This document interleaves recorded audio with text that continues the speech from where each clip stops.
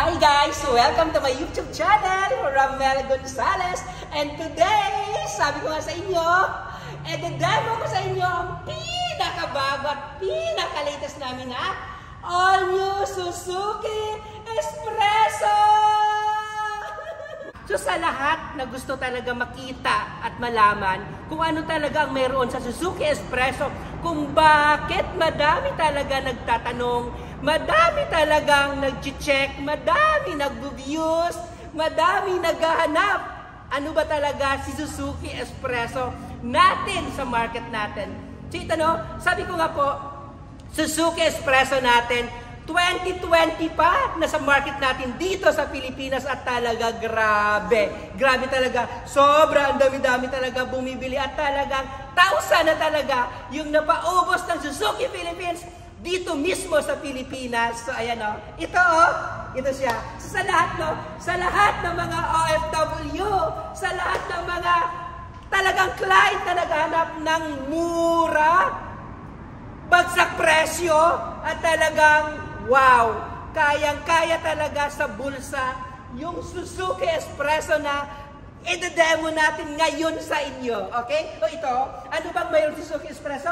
Siyempre ito, naka-multi-reflector pa din po yung ilaw natin. And sabi ko nga, ito na yan. And siyempre naka-mugs po siyang 14. And isa pa, kung bakit talagang ito in-endorse, ito Suzuki Espresso natin as of now talaga no, ito. Di ba dati sabi ko nga po, yung lumang espresso natin na hindi naman talaga binago no, na talagang yung ground clearance siya na mataas na talaga dahil nga sabi ko nga, dito sa Metro Manila, hindi natin lagi in-expect yung yung ulan, yung baha, hindi natin talaga yan hindi talaga natin control yan. So ito no, so yung Suzuki Philippines, dahil nga isa sa pinaka the best asset yon ng Suzuki Espresso kung bakit mabenta at mabili sa market natin no, dahil po yung ground clearance niya mataas.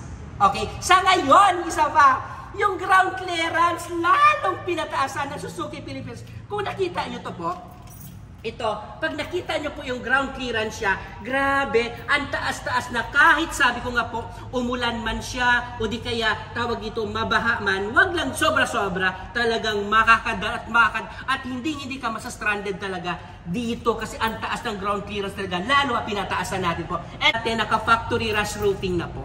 So, ibig sabihin, hindi mo na kailangan po ipa-rush roof pa po.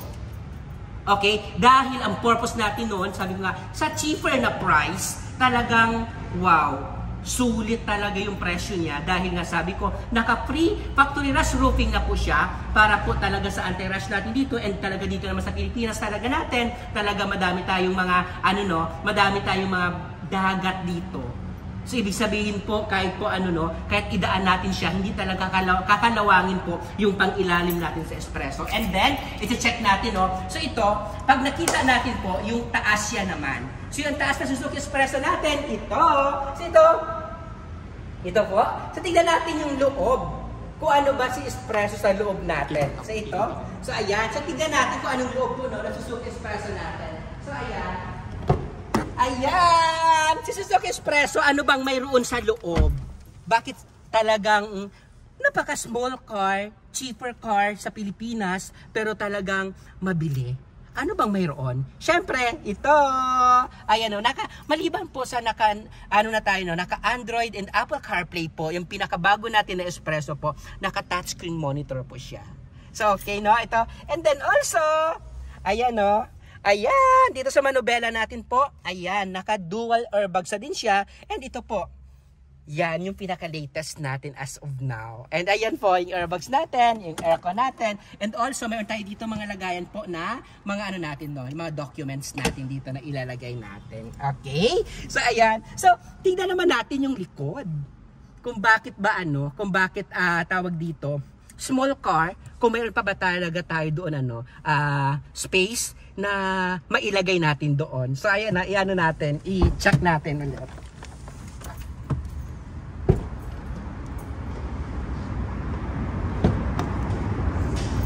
So ayan sabi ko nga ayan, ito isa sa pinakamaganda and talagang sabi ko nga po, Suzuki Espresso natin is 5-seater. Okay? Kasama po yung ano natin, kasama po yung driver natin. So, pag makikita natin, akala ba natin dahil small car and naka-hatchback po yung espresso natin po, is masikip. Yun yung sinasabi natin, ang liit-liit naman, siguro napakasikip po ng napakasikip po ng loob nun. To be honest ha, kung mayroon sa inyo po na mas malapit na na car po na Suzuki brand, pwede yun siya ma-check. Can you imagine ha? Ito ang luwang, 6 foot, kita mo din yung headroom niya, kahit siguro mga 6-footer po, hindi talaga yung niya. Kasi di ba tayo, pag nagta-travel tayo, lalong-lalo na pag naglo-long drive tayo, hinahanap natin po yung talagang komportable tayo habang nagbabiyahe tayo. And ito tingnan mo, talaga yung legroom niya po, talaga ito kasi sa driver to, syempre yung driver natin, kailangan natin lagi magkaroon siya ng komportable habang nagda-drive. Ito, talaga kahit driver seat yan, talagang napakaluwang niya pa. And yes, of course, mayroon pa siyang headrest dito para at least kahit paano po, is yung pasahero lang tayo sa likod, medyo komportable po yung liig natin, okay? So check natin yung likod. Kung mayroon pa ba kung mayroon pa ba talagang lagayan or pwede pa natin malagyan ng mga maleta or mayroon tayong bagahe na ilalagay po sa likod po. Okay? Check natin.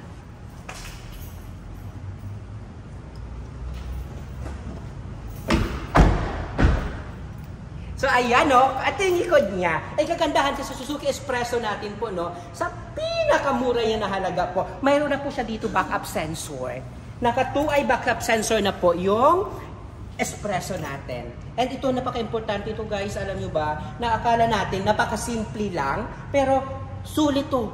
Talagang napaka-safety. Alam mo, Suzuki Philippines talaga, safety talaga yung gusto namin ipakita and gusto namin iparamdam sa mga customer na bumibili sa atin ng Suzuki Espresso. Ito. Ayan. So sabi niya, ito yung loob or yung likod na Suzuki Espresso natin. Ano ba yung likod niya? Talaga mailalagay pa tayo. Alam niyo ba, nasa mura niya, can you imagine meron pa siya dito cover sa likod. Kasi alam mo, simple lang to. Pero ang purpose natin ito, pag dito po, can you imagine pag wala iyan, and mayroon ka mga importanteng gamit or may tinatago ka sa likod to, hindi nila basta-basta masilip. Kasi una-una po, mayroon po siyang cover sa likod. Okay? And pangalawa po, ayan, ang kagandahan nito po, detachable siya. So, can you imagine, pag gusto mo malaging luggage and malaki yung ilalagay natin, detachable. So, iwan mo sa bahay mo, ibalik mo na, and itong likod, alam nyo ba itong likod niya? So, pag makita mo yung likod niya, naka-flat yan, as in po. So, kung makita mo, ito nga sabi ko nga po, ito sabi ko, yung Suzuki Espresso natin, hindi lang to talaga yung pang-service, yung magamit pong araw-araw. Ito, pwede mo to magamit pang business.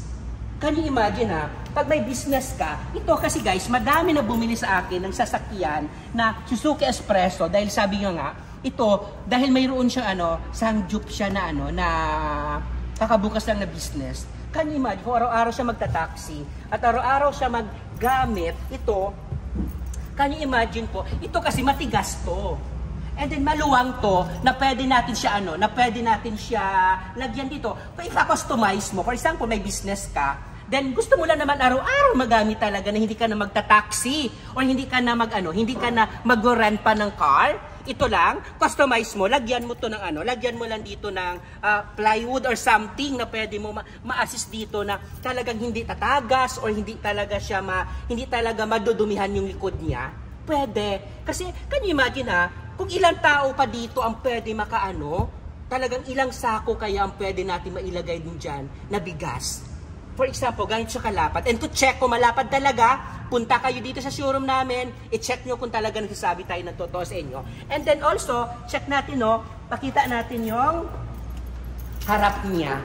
Okay? Yung ito naman, sabi ko, ito, sa lahat na naghahanap, and talagang chine-check kung ano talaga yung Suzuki Espresso na mayroon po sa atin. So sabi ko ano bang Suzuki Espresso? Bakit sabi ko nga po, talagang iba, parang nagtataka and talagang sila, amazed na amazed, talagang nagtatanong. Alam nyo ba, sabi ko nga po, sa lahat, hindi ba sa kung talagang sabi ko nga, kung hinahanap mo talaga yung tamang yung tamang presyo, kung hinahanap mo talaga yung kaya mo lang bayadan, okay? Kung yung hinahanap mo talaga is yung is yung value for money, Ito no, so sa lahat ng mga lahat ng mga OFW o di kaya yung may mga magulang na hindi nakakasama yung kanilang mga anak, lalong-lalo na po sa lalong-lalo na po talaga sa hindi mo na monitor kung saan na po yung anak natin, ano oras na po umuwi, o lalo na pagbabae yung anak natin. Okay? Ito sabi ko nga, ito Suzuki Espresso, bilhan nyo sila. Huwag na kayo magdamot para sa kanila, para sa safety nila. Kasi napakamura lang po ng price ng Suzuki Espresso natin. And sabi ko nga, mas mabilis magamit. And isa pa ha, Suzuki Espresso, talaga sabi ko nga, hatchback. So kahit hindi man ganun kalaki, o hindi man ganun kalapad yung parking space natin, may mapalalagyan ka.